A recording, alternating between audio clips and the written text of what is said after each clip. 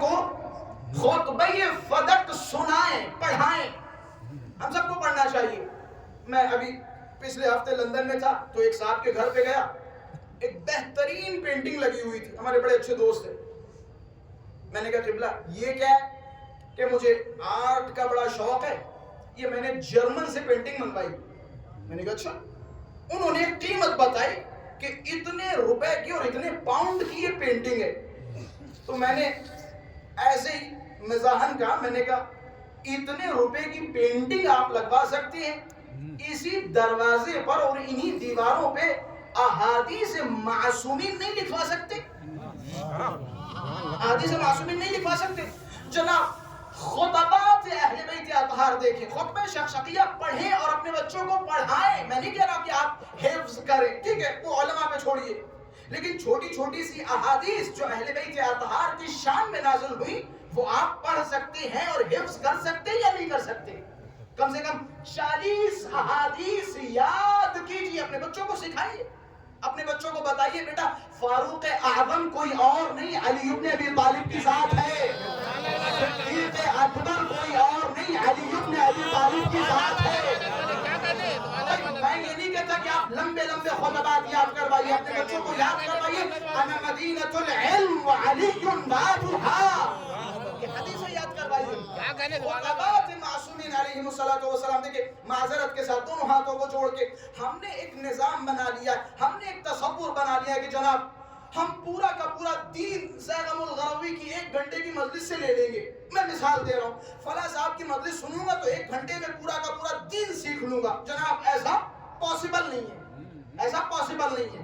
آپ خود اہل تحقیق بنے، اہل جستجو بنے. امام فرماتے ہیں اگر آپ اہل تحقیق نہیں بنیں گے، اہل جستجو نہیں بنیں گے، آخر الزمان میں آپ اپنا ایمان بچا نہیں پائیں گے. آپ اہل تحقیق بنے. مولا فرماتے ہیں جوان تب تک اپنا دین نہیں بچا سکتا جب تک اہل تحقیق نہ ہو، اہل جستجو نہ ہو. آپ اہل تحقیق بنے، اہل جستجو بنے. بعض چیزیں خود پڑھیں، دیکھیں کہ شہزادی سلام اللہ علیہا کا موقف کیا تھا، شہزادی سلام اللہ علیہا کا دعویٰ کیا تھا. خطبہ فدق دیکھیں کم سے کم. یہ سارے معارف میں تو کہتا رہتا ہوں جناب، یہ خطبہ فدق ہوا، خطبہ شقشقیہ ہوا، زیارت جامعہ کبیرہ ہوا، یہ الف با یہ تشیع ہے، شیعوں کا ABCD. ہر شیعہ کو معلوم ہونا چاہیے معارف اہل بیت کیا ہے. انصار، کتنے قصیدے انصار کے بارے میں، ان سارے قصیدوں کو ایک کنارے رکھیے اور شہزادی کونین کے جملات سنیے. شہزادی نے خطبہ دیا، ثم رمت طرفها نحو الانصار.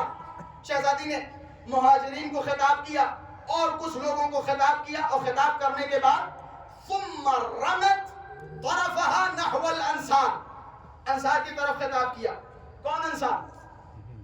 ذہن میں ہے نا کون انصار؟ رسول کے مددگار، رسول کو پناہ دینے والے.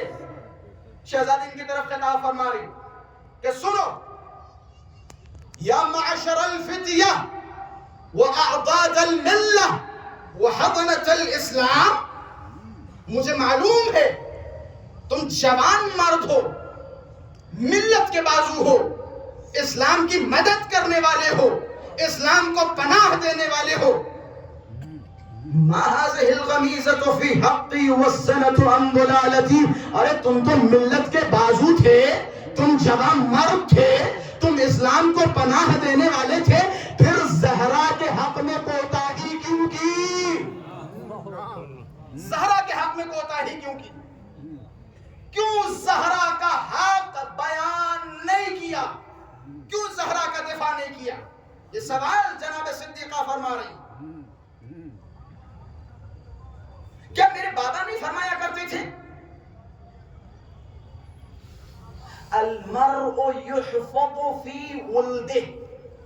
یہ بھی ان لوگوں کے خدمت میں جو رسول گرامی سے محبت کے بہت بڑے بڑے دعوے فرماتے ہیں. جناب ہمیں ایک بڑی محبت ہے رسول گرامی کی ذات سے. اچھا جی کتنی محبت ہے؟ جناب صدیقہ فرما رہی ہیں انصار کی طرف، اے انصار کیا میرے بابا نہیں فرمایا کرتے تھے المرء یحفظ فی ولدہ؟ انسان کا احترام اس کی اولاد سے ہوتا ہے. انسان کا احترام کرنا ہو تو اس کی اولاد کا احترام کرو.